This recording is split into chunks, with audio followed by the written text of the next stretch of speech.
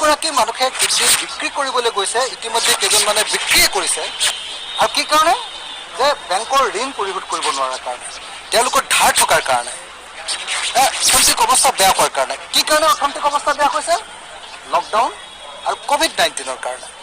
গতিকে য'ত COVID-19 জড়িত হৈ আছে স্বাস্থ্য বিভাগ, য'ত অৰ্থনৈতিক অৱস্থা বেয়া হোৱাৰ প্ৰশ্নটো জড়িত হৈ আছে বিত্তমন্ত্ৰীৰ, য'ত ৰাজনৈতিক আৰু সামাজিক অৱস্থাটো বেয়া হোৱাৰ প্ৰশ্নটো জড়িত হৈ আছে মুখ্যমন্ত্ৰী আৰু গৃহমন্ত্ৰী, সেই আটাইবিলাকে আচলতে এই বিষয়টো গুৰুত্ব সহকাৰে লোৱা উচিত।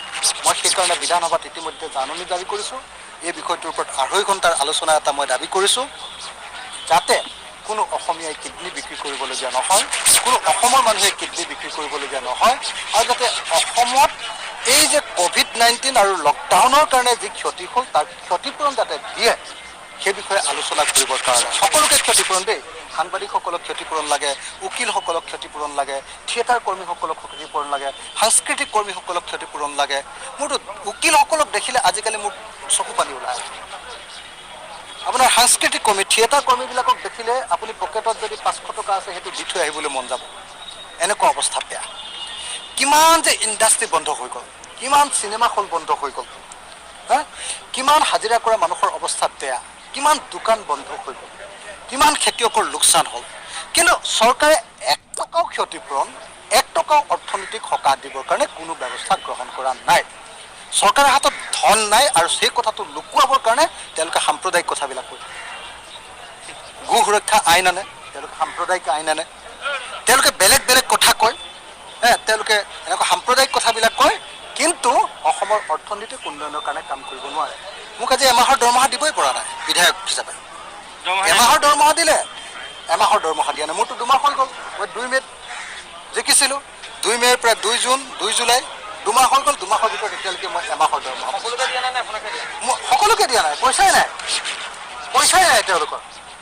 অসম চৰকাৰৰ হাতত পইচাই নাই। বাহিৰত এনে ঢোলটোৱে বজাই আছে হিমন্ত বিশ্ব শৰ্মাই, আৰু ঢোল বজোৱাটো তেওঁ ওস্তাদে, কাৰণ তেওঁৰ হাততে গোটেই সংবাদ মাধ্যম, তেওঁৰ হাততে টিভি, নিজৰটো চেনেল আছে, হয় নহয়? তেওঁ এই ধেমালি কৰা চেনেলবিলাকো তেওঁৰে হাতত। কিবা কিবি যে হেৰিবিলাক ওলাই যে কি কয় আপোনাৰ, কি কয় চিনেমাৰ নিচিনা যে চিৰিয়েলবিলাক ওলাই, সেইবিলাকো তেওঁৰ হাততে। গতিকে তেওঁৰ হাতত গোটেই সংবাদ মাধ্যমটো লৈ প্ৰকৃত অৰ্থনৈতিক, সামাজিক আৰু সাংস্কৃতিক ৰূপটোক, বিধ্বস্ত ৰূপটোক লুকুৱাই ৰাখি এখন ৰংচঙীয়া অসম দেখুৱাবলৈ গৈ আজি বিধায়কক দৰমহা দিব নোৱাৰা অৱস্থা হৈছে। গতিকে এইবাৰ যেতিয়া বাজেট বিতৰ্ক হ'ব, মোক কেলৈ 2 মিনিট দিম বুলি কৈছে?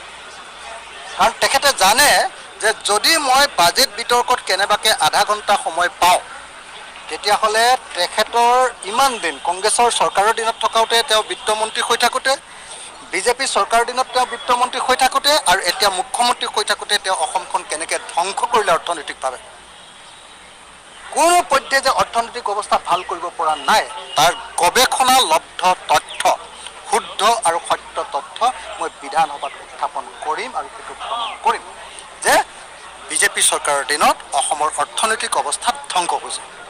এই কথাবিলাক সংবাদ মাধ্যমে নোলিয়ায়। মই চাগে এতিয়া ক'লোঁ যদিও আপোনালোকৰ সংবাদ মাধ্যমত চাগে নোলাব এইবিলাক কথা।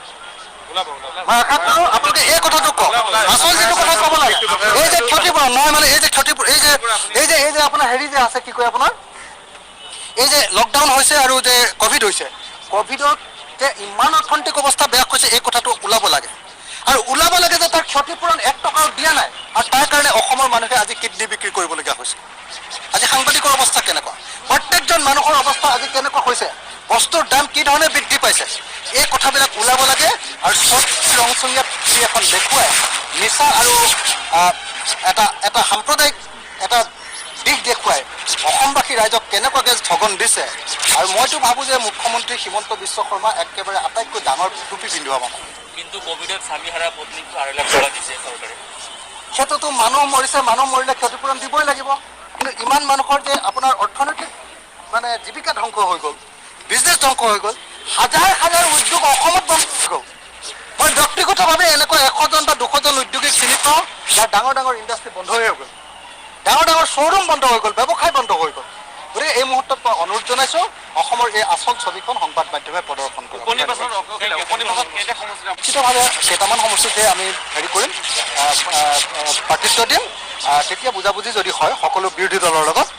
কিন্তু মই আকৌ এবাৰ কওঁ, বিজেপিক যেনেকৈ আমি বেয়া পাওঁ তেনেকৈ AIDFৰ লগতো আমাৰ কোনো বুজাবুজি নাই। মৰিনী সমষ্টিত আপোনালোকে মৰিনী সমষ্টিত খেলিমেই আৰু মৰিনী সমষ্টিত আমি জিকিমেই। দলৰ পাৰ্টি থাকিব ৰাইজৰ দলৰ প্ৰাৰ্থী থাকিবই আৰু তাত ৰাইজৰ দল জিকিবই। যদি ৰূপজ্যোতি কৰ্মী জিকে তেতিয়াহ'লে কি হ'ব? নাই, ৰূপজ্যোতি কৰ্মী এবাৰ হাৰিবই আৰু সেইকাৰণে ৰূপজ্যোতি কৰ্মীয়ে মোক এটেক কৰি আছে। জিকিবলৈ হ'লে ৰূপজ্যোতি কৰ্মীয়ে এতিয়া ধ্যান কৰিব লাগিব। ৰূপজ্যোতি কৰ্মীয়ে মনে মনে থাকিব লাগিব আৰু অখিল গগৈ সদায় ভাল ভাল বুলি কৈ থাকিব লাগিব। কাৰণ মৰিগাঁও সমষ্টিত মোৰ বিৰুদ্ধে কথা কয় আৰু বিশেষভাৱে উজনি অসমত মোৰ বিৰুদ্ধে কথা কয় এই মুহূৰ্তত জিকাটো অসম্ভৱ। আপুনি এক প্ৰকাৰে মানে ৰূপজ্যোতি কৰ্মীক মৌন হৈ থকাটো বিচাৰে? ৰূপজ্যোতি কৰ্মীয়ে মৌন হৈ নাথাকিলে হাৰিব আৰু হাৰাটোতো মই বিচাৰোঁ। গতিকে মোৰ ৰূপজ্যোতি কৰ্মীয়ে চিঞৰি থাকিলেতো মই বেয়া পোৱা নাই, ঠিকে আছে। কিন্তু ৰূপজ্যোতি মোৰ ভাইৰ কাৰণে মই কৈছোঁ যে ৰূপজ্যোতিয়ে যদি এনেকৈ চিঞৰি থাকে তেতিয়াহ'লে ৰূপজ্যোতিয়ে হৰাটো খাটাম। ধন্যবাদ।